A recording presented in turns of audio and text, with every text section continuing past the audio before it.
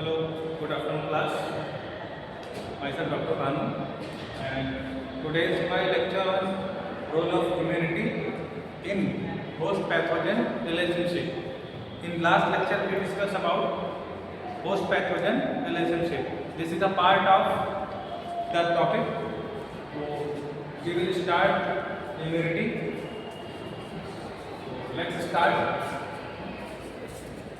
What is immunity? Immunity is the ability of the body to recognize, destroy and eliminate antigenic material. कौन कौन से होते हैं हमारे एंटीजेनिक मटेरियल? बैक्टीरिया, वायरस और पैरासाइट। ओके, और इसको फॉरेन पार्टिकल भी बोलते हैं हम लोग, एंटीजेनिक मटेरियल भी बोलते हैं, फॉरेन पार्टिकल भी बोलते हैं और माइक्रो ऑर्गेनिज्म भी बोलते हैं। तो इम्यूनिटी में क्या होता है? इम्यूनिटी हमारी बॉडी की एक एबिलिटी है। किस तरह की एबिलिटी है? टू रिकॉग्नाइज, ये बाहर से तो हमारे पैथोजेंस हमारे बॉडी में एंटर करते हैं, माइक्रोब्स बॉडी में एंटर करते हैं, उन्हें रिकॉग्नाइज करते हैं। रिकॉग्नाइज करने का काम किसका है? इम्यूनिटी का। और उसे रिकॉग्नाइज करने के बाद डिस्ट्रॉय या एलिमिनेट या बॉडी से बाहर निकालना या उसे किल कर देने का काम इम्यूनिटी का है। ठीक है, इम्यूनिटी हमारी बॉडी का डिफेंस सिस्टम है। ठीक है, आगे बढ़ते हैं।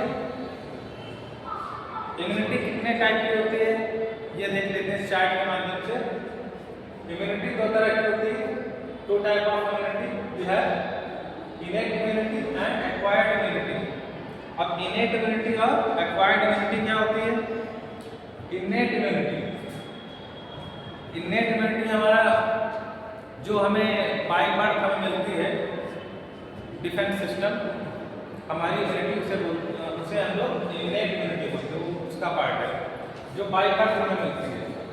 और एक्वायर्ड इम्यूनिटी, एक्वायर्ड का मतलब जो हम जन्म लेने के बाद यहाँ पर रिसीव करते हैं अपने एनवायरनमेंट से। ठीक है, वो भी दो तरह के होते हैं, एक्टिव और पैसिव। ठीक है, तो इसमें भी नॉन स्पेसिफिक और स्पेसिफिक इनेट इम्यूनिटी होती है। एक्वायर्ड इम्यूनिटी एक्टिव और पैसिव दो तरह की होती है। एक्टिव किस तरह की होती है? कॉन्टैक्ट डिजीज, किसी डिजीज के कांटेक्ट में आने के बाद एक्टिवेट होती है हमारे बॉडी में, या आर्टिफिशियल वैक्सीन के थ्रू हमारी बॉडी में एंटर करती है। पैसिव में नेचुरल और आर्टिफिशियल दो तरह का है। इम्यून सीरम में आर्टिफिशियल, नेचुरल में का प्लेसेंटा और मदर मिल्क से जो इम्यूनिटी मिलती है वो हमारी पैसिव में आती है। ठीक है, और वैक्सीन और किसी भी कॉन्टेक्ट डिजीज की वजह से जो इम्यूनिटी डेवलप होती है वो एक्टिव में होती है। ठीक है, active immunity, active acquired immunity और पैसिव एक्वायर्ड इम्यूनिटी। ठीक, तो ये फ्लो चार्ट के माध्यम से पता है, इसको आगे डिटेल में पढ़ते हैं। इम्यूनिटी का क्या रोल है हमारी बॉडी में? इनेट इम्यूनिटी का क्या रोल है? It is also called natural और नेटिव इम्यूनिटी। तो ये नेचुरल और native immunity consist of mechanism that exist before infection and are capable of rapid response to microbes. तो हमारी बॉडी में जब भी एक माइक्रोब एंटर नहीं करे होते हैं, तो इन्फेक्टेड होने के पहले बॉडी में किसी भी तरह का इन्फेक्शन होने के पहले जो हमारी ऑलरेडी इम्यूनिटी प्रेजेंट रहती है हमारी बॉडी में, वो नेचुरल फॉर्म में होती है और नेटिव फॉर्म में रहती है, उसे हम लोग इनेट इम्यूनिटी बोलते हैं। ठीक, consist of mechanism that exist before infection, infection होने के पहले ही हमारी बॉडी में प्रेजेंट होती है and are capable of rapid response to microbes, और इसमें सक्षम होती है कि माइक्रोब्स के अगेंस्ट रैपिड एक्शन ले, उसे एलिमिनेट करने में कैपेबल होती है। It is comprises 4 type of defence barrier. तो हमारे इनेट इम्यूनिटी में अलग अलग तरह के डिफेंस मैकेनिज्म सिस्टम है, जिन्हें बैरियर भी बोलते हैं। डिफेंस मैकेनिज्म से डिफेंस बैरियर भी बोलते हैं। एनाटॉमिकल बैरियर मतलब हमारे शरीर की ऐसी बनावट जो इन्फेक्शन को हमारी बॉडी में एंटर होने से रोकती है। फाइगोसाइटिक बैरियर है तो हमारे बॉडी में कुछ इस तरह के नेचुरल किलर सेल्स पाए जाते हैं जैसे WBC, तो वो क्या करते हैं फाइगोसाइटिक एक्शन भक्षण का काम करते हैं, मतलब उन्हें किल करके एंगल्फ कर देते हैं, उन्हें खा लेते हैं। तो फाइगोसाइटिक का मतलब होता है खा लेना। तो फाइगोसाइटिक बैरियर जो होते हैं हमारे नेचुरल किलर सेल्स होते हैं जो माइक्रोब्स को एंगल्फ कर लेते हैं। हर टाइप का है ब्लड प्रोटीन, ब्लड में कुछ ऐसे प्रोटीन पाए जाते हैं जो डिफेंस करते हैं माइक्रोब्स से, और साइटोकाइन्स पाए जाते हैं जो कि इनका काम भी डिफेंस करना होता है। ये सब चारों टाइप के डिफेंस बैरियर है ये हमारे इननेट इम्यूनिटी के अंतर्गत आते हैं। अब इन चारों को डिटेल में देख लेते हैं। एनाटॉमिकल बैरियर में स्किन आता है, म्यूकस मेम्ब्रेन होती है। जैसा कि आप लोग जानते हैं स्किन और म्यूकस मेम्ब्रेन हमारी बॉडी के एनाटॉमी का पार्ट है। तो जो विजिबल होता है स्किन को हम देख सकते हैं, विजिबल होता है। म्यूकस मेम्ब्रेन को भी हम लोग विजिबल होता है, देख सकते हैं, ठीक है, नेकेड आई से। तो स्किन किस तरह से काम करता है? मैकेनिकल बैरियर का काम करता है। स्किन मैकेनिकल बैरियर का काम करता है, डायरेक्ट प्रोटेक्ट करता है माइक्रोब्स से। Retard entry of microbes, skin क्या करता है माइक्रोब्स को बॉडी में एंटर करने ही नहीं देता है। Acidic environment pH 3 to 5 retard growth of microbes. तो स्किन का जो pH 3 to 5 जो रहता है वो रिटार्ड करता है माइक्रोब्स के ग्रोथ होने से, प्रोटेक्ट करता है, उसे ग्रोथ होने ही नहीं देता माइक्रोब्स को स्किन पर, क्योंकि वहाँ का pH भी हाई रहता है, ठीक है, एसिडिक रहता है, ठीक है। म्यूकस मेम्ब्रेन कैसे प्रोटेक्ट करती है? Mucus entraps foreign microorganism. Mucus membrane से क्या सेक्रेट होता है? म्यूकस सेक्रेट होता है। म्यूकस क्या है? वो भी हमारा इम्यूनिटी का ही पार्ट है, इननेट इम्यूनिटी का। वो क्या करता है? एंट्रैक्स। एंट्रैक्स का मतलब हो गया उसे ट्रैप में फंसा लेता है। किसे? Mucus entraps foreign particle. तो फॉरेन पार्टिकल या माइक्रोब्स को एंट्रैप कर लेता है, ठीक है, उसे पकड़ के रखता है और उसे ग्रोथ होने नहीं देता है, ठीक है। तो म्यूकस मेम्ब्रेन का काम पता चल गया, और स्किन किस तरह से प्रोटेक्ट करती है, म्यूकस मेम्ब्रेन किस तरह से प्रोटेक्ट करती है। फिर ये एनाटॉमिकल बैरियर है हमारे इननेट इम्यूनिटी के। और फिजियोलॉजिकल बैरियर में आते हैं टेम्परेचर और लो pH। तो टेम्परेचर किस तरह से डिफेंस करता है? Body temperature and fever response. जो फीवर आता है तो फीवर का रिस्पॉन्स है वो भी हमारे इम्यूनिटी का ही पार्ट है, ठीक है। फीवर क्या करता है? माइक्रोब्स को किल करने का काम करता है। Body temperature and fever response inhibit growth of some pathogen. तो फीवर क्या करता है? ये हमारा डिफेंस मैकेनिज्म सिस्टम है फीवर, और पैथोजेंस की ग्रोथ होने से रोकता है। Low pH, acidic pH to of stomach pH 2 kills most ingested microorganism। जो हमारे स्टमक में किसी तरह से माइक्रोब्स अगर एंटर हो जाए तो स्टमक के अंदर आपको पता है कि pH 2 पॉइंट होता है, एसिडिक, हाईली एसिडिक होता है। तो ये एसिडिक स्टमक का अंदर का एनवायरनमेंट एसिडिक होता है, वो क्या करता है? माइक्रोब्स को इंजेस्टेड कर देता है, पचा देता है, डाइजेस्ट कर देता है उसको, ठीक, किल कर देता है, किल करके डाइजेस्ट करता है। फैगोसाइटिक बैरियर में क्या आते हैं? Ingest and destroy microbes by endocytosis and phagocytosis, ठीक है।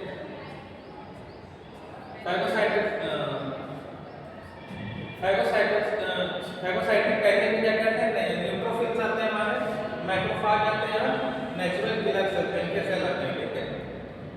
ये WBC होती है, एक तरह की WBC का ही पार्ट है, ठीक है, फैगोसाइटिक बैरियर में। इसमें क्या होता है? ये क्या करता है? इंजेस्ट करता है और डिस्ट्रॉय करता है माइक्रोब्स को। फैगोसाइट मतलब अपने अंदर समा लेता है किल करने के लिए, इसे चारों तरफ से पकड़ के रखता है और डिस्ट्रॉय करता है, इंजेक्ट करता है और डिस्ट्रॉय करता है, पकड़ता है और किल करता है। बाय किस प्रोसेस, उस प्रोसेस को क्या करते हैं, बैक्टीरिया के माइक्रोब्स को किल पकड़ना और उसे एंगल्फ कर लेना और किल करने को बोलते हैं एंडोसाइटोसिस एंड फाइगोसाइटोसिस। एंडोसाइटोसिस मतलब अपने अंदर समा लेना, तो माइक्रोब्स को चारों तरफ से उसके सराउंडिंग एक लेयर बना के उसे फाइगोसाइटोसिस के थ्रू किल कर देता है।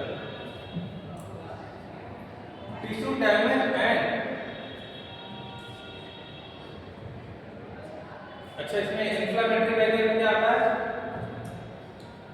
Tissue damage and infection induce leakage of vascular fluid containing serum protein with antibacterial activity। Inflammatory response में क्या होता है, जो वैस्कुलर फ्लूइड का लीकेज है उसमें क्या कंटेन होता है, सीरम प्रोटीन प्रेजेंट होते हैं। तो वैस्कुलर फ्लूइड जो होता है उसमें सीरम प्रोटीन प्रेजेंट होते हैं विद एंटीबैक्टीरियल एक्टिविटी। तो सीरम प्रोटीन जो होते हैं उनकी एंटीबैक्टीरियल एक्टिविटी पाई जाती है उसमें, तो भी माइक्रोब्स को किल करने का काम करते हैं। ठीक है, तो anatomical barrier, physiological barrier, phagocytic barrier, inflammatory barrier, चार तरह के बैरियर होते हैं। एनाटॉमिकल बैरियर में स्किन आता है और म्यूकस मेम्ब्रेन आती है, ठीक है, ये बॉडी में एंटर करने से रोकती है माइक्रोब्स। फिजियोलॉजिकल बैरियर में टेम्परेचर और लो पीएच रहता है, तो pH level to low pH कहलाता है, ठीक है। तो लो पीएच हाईली एसिडिक होता है, तो पीएच लेवल माइक्रोब्स को इंजेस्ट कर लेता है और किल करता है, और फीवर रिस्पांस की वजह से भी माइक्रोब्स की ग्रोथ नहीं हो पाती है, ठीक है। फाइगोसाइटिक बैरियर में हमारे न्यूट्रोफिल्स होते हैं WBC, ये माइक्रोब्स को एंडोसाइटोसिस और फाइगोसाइटिक एक्शन करके किल करते हैं। इन्फ्लेमेटरी बैरियर में सीरम प्रोटीन आते हैं जिनकी जो एंटीबैक्टीरियल प्रॉपर्टी रहती है उनकी, वो माइक्रोब्स को किल करते हैं, ठीक है। अभी हमने समझ लिया है टाइप्स और मैकेनिज्म, आगे देखते हैं हम लोग types of innate immunity. Innate immunity की टाइप क्या है, it is of 3 types, species immunity, racial immunity and individual immunity. तो 3 तरह के स्पेसीज इम्यूनिटी में क्या होता है, it is a total immunity show by all members of species against pathogen, birds immune to tetanus. Racial immunity is that in which various races show marked difference in their relation to certain infectious disease. Individual immunity it is very specific for each and every individual despite having some racial background and opportunity for exposure. तो 3 type की immunity है। Acquired immunity क्या आता है, acquired और adaptive immunity the immunity that is developed by the host in its body after exposure to suitable antigen or after transfer of antibodies or lymphocyte from an immune donor. Acquired immunity मतलब acquired का मतलब होता है कि receive करना। तो हम लोग अपने एनवायरनमेंट से जो भी रिसीव करते हैं उसकी वजह से हमारे अंदर इम्यूनिटी डेवलप होती है, ठीक है। एक्वायर्ड और एडेप्टिव, अडैप्ट करते हैं हम लोग एनवायरनमेंट से इम्यूनिटी अडैप्ट करते हैं, ठीक है। Is the adaptive immunity is the immunity that is developed by host के द्वारा खुद से डेवलप की जाती है after exposure to suitable antigen. एक खास तरह का एंटीजन जो बॉडी में किसी भी तरह का जो बॉडी में एंटर करता है, उसके एक्सपोजर होने के बाद किसी भी माइक्रोब्स या एंटीजन के बॉडी में एंटर करने के बाद उसका एक्सपोजर जो होता है उसके बाद और आफ्टर ट्रांसफर ऑफ एंटीबॉडीज, ठीक है। तो या एंटीजन के बॉडी में एक्सपोजर होने पे या किसी भी तरह की एंटीबॉडी ट्रांसफर करी जाए बॉडी में, उससे एक्वायर्ड इम्यूनिटी डेवलप होती है। या lymphocyte from N immune donor, या कोई इम्यून डोनर हमें लिम्फोसाइट डोनेट करे तो उससे क्या हमारे बॉडी में इम्यूनिटी एक्वायर्ड इम्यूनिटी डेवलप होती है। Characteristic of acquired acquired immunity, इसकी क्या कैरेक्टरिस्टिक है, खास बात क्या है एक्वायर्ड इम्यूनिटी की? एंटीजेनिक स्पेसिफिसिटी है, डाइवर्सिटी है, इम्यूनोलॉजिकल मेमोरी है और सेल्फ नॉन सेल्फ रिकॉग्निशन है। ये चार तरह की स्पेसिफिकेशन कैरेक्टरिस्टिक है एक्वायर्ड इम्यूनिटी की। इसके बारे में आगे देख लेते हैं। कैरेक्टरिस्टिक में क्या होगा? Antigen specificity. एंटीजन स्पेसिफिसिटी में इम्यून सिस्टम और antibodies can distinguish among antigen even between two proteins that differ in only one amino acid। तो एंटीजन स्पेसिफिसिटी में क्या है? एंटीजन को जो रिसेप्टर होते हैं वो क्या करते हैं? पहचान लेते हैं, ठीक है। इम्यून सिस्टम और एंटीबॉडीज कैन डिस्टिंग्विश को पहचान लगा लेते हैं, पता लगा लेते हैं एंटीजन को, ठीक है। even between two proteins that differ in only one amino acid। Diversity में immune system is capable of generating large antibody diversity in its recognition molecule, ठीक है। डाइवर्सिटी में इम्यून सिस्टम हमारा किस चीज में कैपेबल है? लार्ज एंटीबॉडी डाइवर्सिटी को जनरेट करने में कैपेबल है। इम्यूनोलॉजिकल मेमोरी में immune system exhibit memory of second encounter of same antigen by generating a secondary response which is more specific in amplitude. तो जैसे बॉडी में कभी किसी तरह का एंटीजन एंटर करता है, किसी तरह का इन्फेक्शन कॉज करता है, अगर वो इन्फेक्शन दोबारा बॉडी में इन फ्यूचर में कभी जो है एंटर करता है तो उसको पहचान लेता है। इम्यूनोलॉजिकल मेमोरी होती है, अपनी मेमोरी में उसकी सेव रहता है कि किस तरह का एंटीजन, इस तरह का एंटीजन पहले बार इससे पहले भी आ चुका है, तो उस तरह की मेमोरी डेवलप कर लेता है और एक तरह की इम्यूनिटी डेवलप हो जाती है उसमें, ठीक है। उस तरह के एंटीबॉडी बन जाते हैं, ठीक है, जिससे वो उस तरह का एंटीजन अगर चाहे जितनी बार बॉडी में क्यों ना एंटर करे तो हमारा इम्यून सिस्टम पहले से प्रिपेयर रहता है, एंटीबॉडी पहले से डेवलप रहती है, ठीक है, उसे किल करने के लिए। Self non self recognition does not react bodies own molecule but effectively eliminate foreign antigen. तो नॉन सेल्फ रिकॉग्निशन में, सेल्फ और नॉन सेल्फ रिकॉग्निशन में क्या है? बॉडी के जो अपने मॉलिक्यूल है उसके प्रति किसी भी तरह का कोई एक्टिविटी नहीं शो करता है, लेकिन जो फॉरेन पार्टिकल है, फॉरेन एंटीजन, उसको एलिमिनेट करने में हेल्प करता है। ये कैरेक्टरिस्टिक है एक्वायर्ड इम्यूनिटी के। अब एक्वायर्ड इम्यूनिटी के टाइप कितने प्रकार के होते हैं? एक्टिव एक्वायर्ड इम्यूनिटी और पैसिव एक्वायर्ड इम्यूनिटी, दो तरह के होते हैं, ठीक है। एक्वायर्ड इम्यूनिटी के दो पार्ट है, एक्टिव और पैसिव। एक्टिव में क्या होता है? एक्टिव एक्वायर्ड इम्यूनिटी में नेचुरल एक्टिव इम्यूनिटी और आर्टिफिशियल एक्टिव इम्यूनिटी। पैसिव में नेचुरल पैसिव इम्यूनिटी और आर्टिफिशियल पैसिव इम्यूनिटी। इसे आगे डिटेल में समझते हैं, ठीक है, क्या होता है। एक्टिव इम्यूनिटी में क्या आता है? Also known as adaptive immunity. Active immunity means adaptive immunity कहते हैं इसे, ठीक है। Resistance developed by an individual as a result of an antigenic stimulus. कोई भी बाहरी फॉरेन पार्टिकल या एंटीजन बॉडी में एंटर करता है तो उसके स्टिमुलस से बॉडी में क्या रेजिस्टेंस डेवलप होता है, ठीक है, इम्यून रिस्पांस होता है। Used for prophylaxis to increase body resistance. Active immunity में क्या होता है? प्रोफिलैक्सिस होता है, बॉडी की इम्यून सिस्टम को बॉडी की रेजिस्टेंस पावर बढ़ाने के लिए, इम्यूनिटी को और स्ट्रॉन्ग करने के लिए प्रोफिलैक्सिस होता है, ठीक है। दो टाइप्स के हैं, नेचुरल एक्टिव इम्यूनिटी और artificial active immunity. Active immunity के दो पार्ट हैं, नेचुरल एक्टिव इम्यूनिटी और artificial active immunity. Passive immunity में क्या होता है?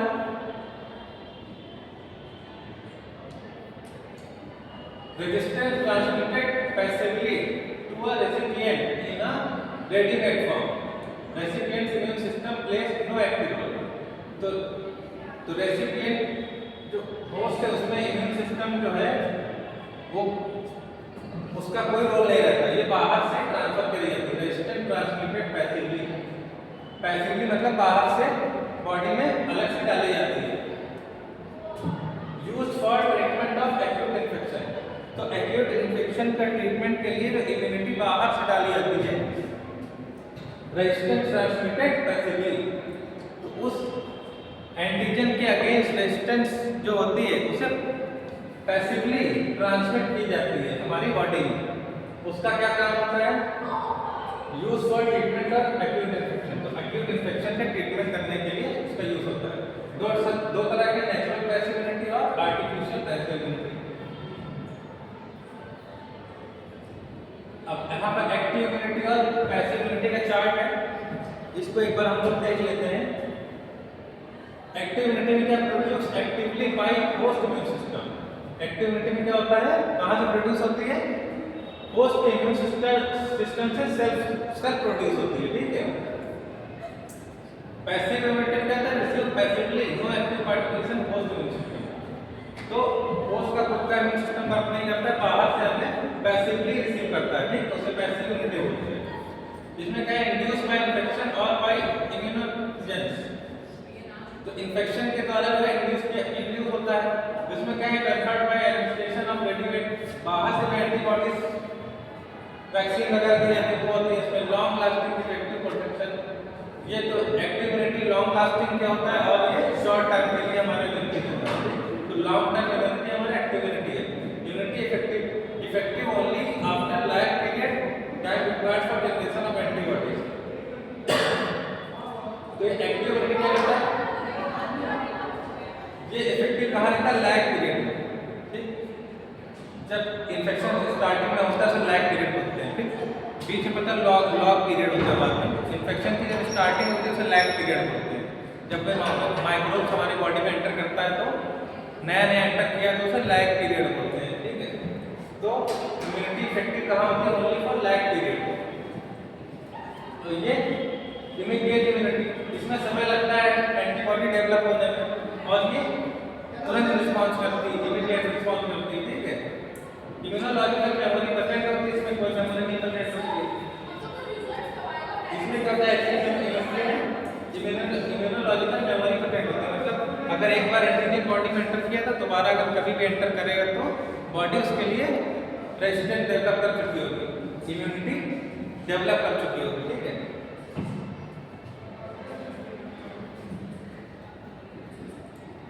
ठीक है, आगे देखते हैं हम लोग types of active immunity. Active immunity के कौन कौन से टाइप हैं? रिजल्ट नेचुरल एक्टिव इम्यूनिटी है। एक्टिव इम्यूनिटी और पैसिव इम्यूनिटी दो तरह की इम्यूनिटी थी, तो पहले एक्टिव इम्यूनिटी को देख लेते हैं हम लोग। एक्टिव इम्यूनिटी क्या है? Natural active immunity result from either a clinical or inapparent infection by a microbes, usually long lasting person recovering, example में the person recovering from chickenpox and result develop natural active immunity। तो natural active immunity का example है, अगर किसी को chickenpox या कोई viral disease हुई है तो उसमें नेचुरल एक्टिव इम्यूनिटी डेवलप हो जाएगी अपने आप।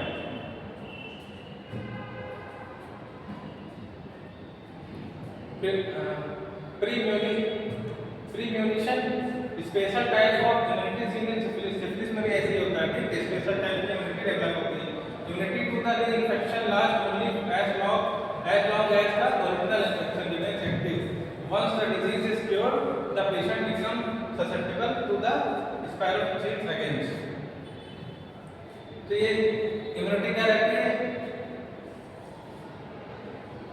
तो इन्फेक्शन ये जब तक पेशेंट को दोबारा री इन्फेक्शन नहीं होता है तब तक ही वर्क करती है। उसके बाद दोबारा जब फर्स्ट टाइम इन्फेक्शन होता है तब तक तो इसका क्योर कर लेती है, तो उसके बाद जब री इन्फेक्शन होता है तो वो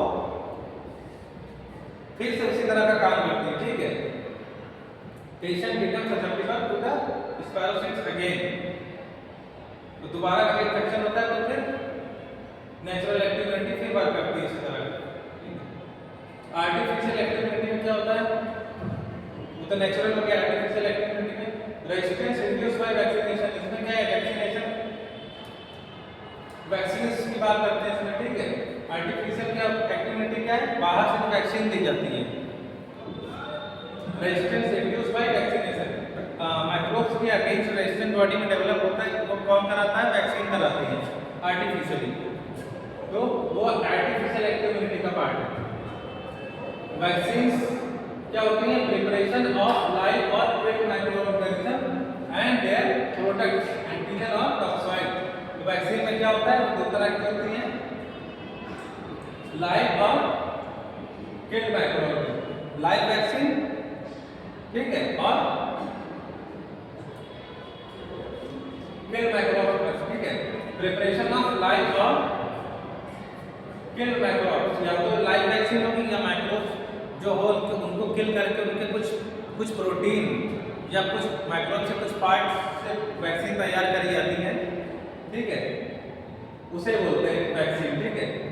किल्ड माइक्रोब से या तो फिर लाइव प्रिपरेशन होती है एंड देयर प्रोडक्ट्स। तो माइक्रोब्स या एंटीजन के प्रोडक्ट्स जो उनके बॉडी के जो सेल्स के जो कुछ प्रोटीन या प्रोडक्ट होते हैं उनसे तैयार करी जाती है, उसे एंटीजन और टॉक्साइड बोलते हैं, ठीक है। तो उस एंटीजन और टॉक्साइड को बॉडी को इंट्रोड्यूस कराया जाता है वैक्सीन के थ्रू। तो बैक्टीरियल वैक्सीन क्या आती है? वायरल वैक्सीन भी आती है। बैक्टीरियल वैक्सीन लाइव और अटेन्यूएटेड होती है, जैसे बीसीजी फॉर ट्यूबरकुलोसिस। बीसीजी का वैक्सीन ट्यूबरकुलोसिस के लिए है, ठीक है। कोलेरा वैक्सीन टाइफाइड वैक्सीन है, ठीक है। एंटीजन और बैक्टीरियल प्रोडक्ट में टिटेनस टॉक्साइड है, ठीक है। कोलेरा वैक्सीन है और ये टाइफाइड के सब यूनिट उसका और बैक्टीरियल प्रोडक्ट्स से तैयार जो होती है वो टिटेनस टॉक्साइड। टिटेनस टॉक्साइड में बैक्टीरियल के जो डेड टिटेनस का बैक्टीरिया उसके प्रोटीन्स को लेके वो टॉक्साइड मटेरियल को लेके वैक्सीन बनाई जाती है। तो ये बैक्टीरियल प्रोडक्ट से बनाई टिटेनस टॉक्साइड। वायरल वैक्सीन क्या होती है? लाइव और एटेन्यूएटेड हो सकती है। ओरल पोलियो वैक्सीन, ठीक, उसका एग्जांपल है। और किल्ड में क्या है? इंजेक्टेबल पोलियो वैक्सीन है। और सब यूनिट में क्या है? हेपेटाइटिस बी की वैक्सीन है, ठीक है। ये सब वायरस का जो वायरस के कुछ पार्ट्स, डेड वायरस के कुछ पार्ट्स को लेकर उससे वैक्सीन तैयार करी जाती है, वायरल वैक्सीन है। और कुछ जो बैक्टीरियल सेल डेब्रिस या बैक्टीरिया के कुछ ऑर्गेनिक पार्ट्स को लेकर जो वैक्सीन तैयार करी जाती है वो बैक्टीरियल वैक्सीन कहलाती है। Types of passive immunity. Passive immunity में क्या होता है? नेचुरल पैसिव इम्यूनिटी की बात करते हैं। इसमें क्या होता है? Resistance passively transferred from mother to foetus और इन्फेंट। तो माँ से नवजात शिशु में या छोटे बच्चों में जो ट्रांसफर होती है, ठीक है, पैसिवली, ठीक है, उसे थ्रू या प्लेसेंटा के थ्रू भी बेबी जब फीटस जब मदर की जो है स्टमक में रहता है उसमें यूट्रस में रहता है तो ट्रांसप्लेसेंटली, ठीक, प्लेसेंटा के थ्रू जो मिलती जाती है ट्रांसप्लेसेंटली बोलते हैं। एंड थ्रू मिलती जाती है तो कोलेस्ट्रॉल, जो फर्स्ट मिल्क होता है मदर का वो कोलेस्ट्रॉल बोलते हैं उसके थ्रू इम्यूनिटी मिलती है या ट्रांसप्लेसेंटली मिलती है, ठीक है। ये बच्चे को क्या उसकी खुद की इम्यूनिटी नहीं है, माँ से मिल रही है तो पैसिव। अगर बच्चे की खुद की होगी तो एक्टिव बोलेंगे, अगर माँ से मिल रही है तो पैसिव इम्यूनिटी होगी। और वो नेचुरली मिल रही है तो नेचुरल पैसिव इम्यूनिटी बोलते हैं इसी से। वो नेचुरल पैसिव इम्यूनिटी होगा, ये होगा artificial passive immunity. Artificial passive immunity में क्या है? Resistance passively transferred to recipient by administration of antibodies. तो किसी भी तरह की एंटीबॉडी पहले से प्रिपेयर एंटीबॉडी होस्ट की बॉडी में एंटर कराई जाती है, ठीक है। होस्ट नहीं कहेंगे, एक पर्सन में पैसिवली ट्रांसफर करी जाती है रेसिपिएंट में पैसिवली ट्रांसफर करी जाती है किसकी? एंटीबॉडीज अलग से एंटर कराई जाती है। कौन कौन से एजेंट्स होते हैं? Hyper immune sera of animal, convalescent sera, pooled human gamma globulin, ये 3 तरह की है। और ये इस तरह की जो पैसिव इम्यूनिटी है वो इसमें यूज होती है प्रोफिलैक्सिस एंड थेरेपी। जैसे आपने देखा होगा कि एंटीवेनम जो ड्रग्स बनती हैं, ठीक है, जो हॉर्स सीरम में, एनिमल सीरम में बनाई जाती है, जो प्रिपेयर करी जाती है लैब में, लेबोरेटरी में प्रिपेयर करती है, तो उससे क्या जो वैक्सीन बनती है उससे क्या एंटीवेनम वैक्सीन जो बनती है तो वो एक तरह से एंटीडॉट का वर्क करती है, ठीक है। जैसे कोई पर्सन वेनम से अफेक्टेड है, ठीक है, जैसे किंग कोबरा का वेनम है, उससे लेके हॉर्स सीरम में प्रिपेयर करी जाती है, तो उससे जो वैक्सीन बनती है वो एंटी वेनम का काम करती है, तो उस आर्टिफिशियल पैसिविटी के अंतर्गत आती है, ठीक है। एंटीजन क्या होता है? N antigen is a substance, protein और पॉलीसैकेराइड इन नेचर। तो एंटीजन क्या होता है? एक सब्सटेंस, प्रोटीन का सब्सटेंस हो सकता है और पॉलीसैकेराइड की चेन हो सकती है, ठीक है, या ग्लाइकोपेप्सिडेज चेन हो सकती है, पॉलीसैकेराइड की चेन हो सकती है in nature, which when introduce into the body, जो बॉडी में जब एंटर करते हैं, इंट्रोड्यूस करते हैं, ठीक है, is capable of inducing N immune response. तो बॉडी में जब एंटीजन क्या होता है, जो बॉडी में फॉरेन पार्टिकल होता है एंटीजन, जब बॉडी में एंटर करता है तो हमारा इम्यून रिस्पांस एक्टिवेट हो जाता है, leading to formation of antibody. फिर वो क्या करता है, उस एंटीजन के अगेंस्ट हमारा बॉडी क्या करता है, एंटीबॉडी बनाने लगता है तेजी से, with which it react specifically. तो वो एंटीजन, स्पेसिफिक एंटीजन के लिए स्पेसिफिक एंटीबॉडी जो बनती है हमारी बॉडी में, प्रोड्यूस होती है, वो उससे अगेंस्ट, उसके अगेंस्ट स्पेसिफिकली रिएक्ट करती है, ठीक है। एंटीबॉडी आप जान रहे हैं, एंटीजन तो फॉरेन पार्टिकल को बोलते हैं, वायरस, बैक्टीरिया, जो भी पैथोजेनिक माइक्रोब्स है वो उसको कहते हैं एंटीजन। एंटीबॉडी का हमारा प्रोटेक्टिव मैकेनिज्म है। एंटीबॉडीज आर इम्यूनोग्लोबुलिन्स, ठीक, आईजी बोलते हैं immunoglobulins.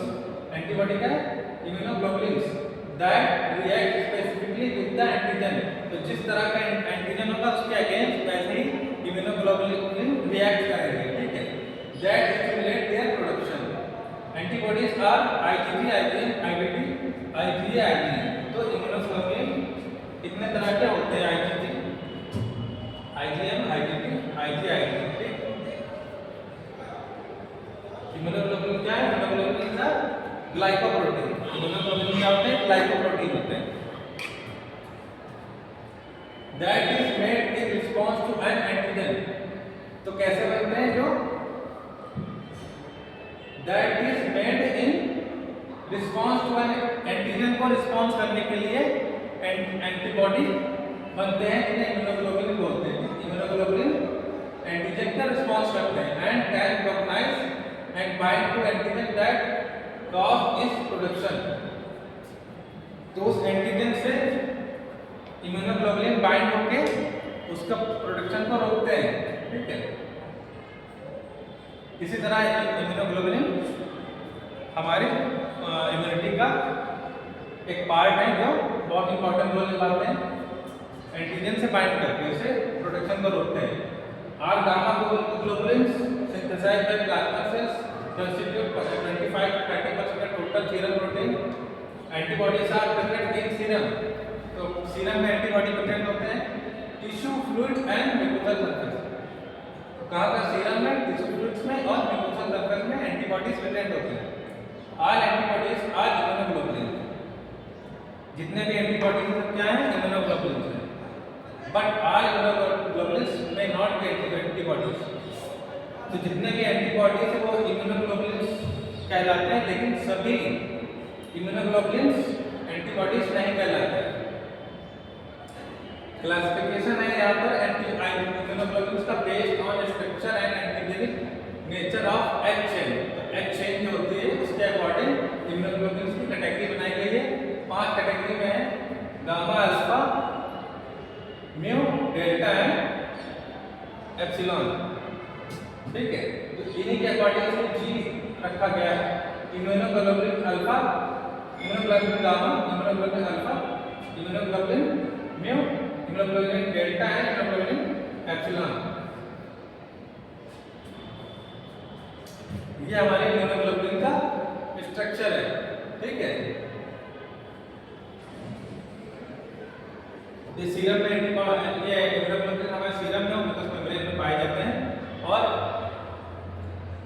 Most abundant class in serum immunoglobulin G की बात करें तो इस डिफरेंट टाइप के इम्यूनोग्लोबुलिन आईजीजी आईजीएम, ठीक है। आईजीजी ज्यादातर एलर्जिक रिएक्शन जब होती है बॉडी में तो ये प्रोड्यूस उसके लिए रिस्पॉन्सिबल होते हैं एलर्जिक रिएक्शन के लिए, ठीक है।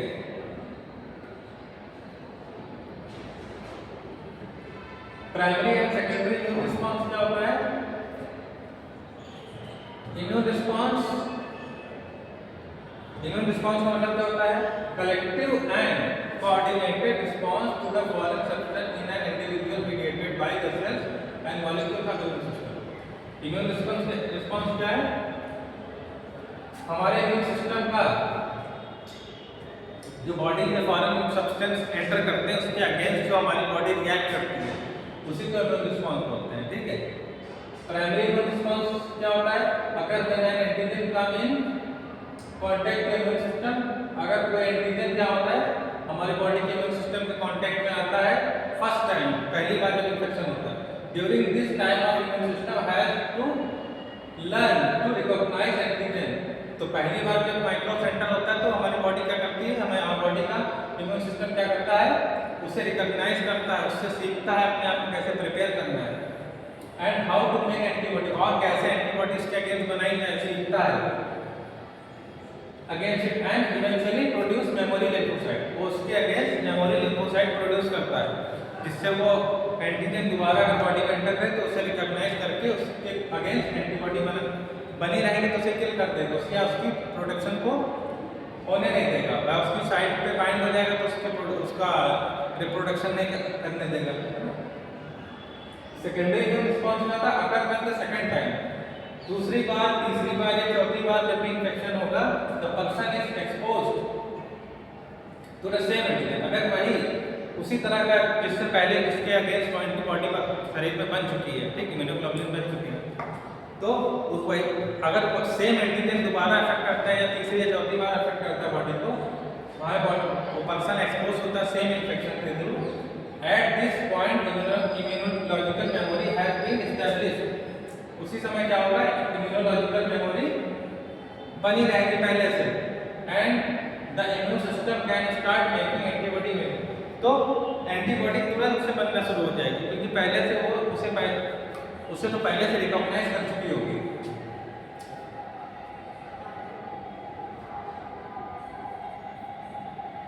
ठीक है, आज का लेक्चर यहीं पर खत्म होता है, ठीक है।